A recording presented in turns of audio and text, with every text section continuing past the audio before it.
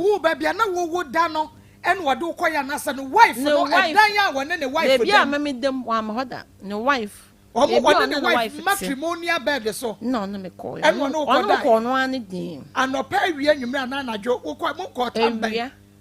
na wife no ni me bi okọ because no me so me bi san say etika baby sa to aso no me suro because me bi san me da me na me suro because if you want na metie ho aso na ma metie ne sister na bra ho no so nti na me suro na wife na me san na wife na wife etuka na me sister me ye ya the way you sit so ma go so no wo pe bibi o ho no more pressure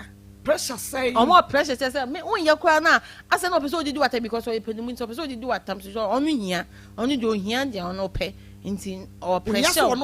yes onu pressure say onu be ye sa de no won ye kwa na no pressure but me de ni de bia no mama stories nti ye me ya me da wa ne bi kwa me kasa rough HN na mkasa bisa da mkasa HN no ka chemi say sa no msa say won wa ma ho kwan Akoma FM because jaw me pasa wo yen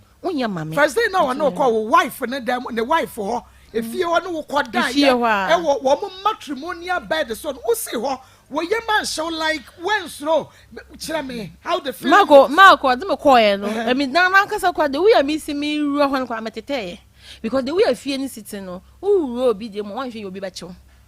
nti me yem na me suo eso se me mra na me so me call ye ono da chei how many rounds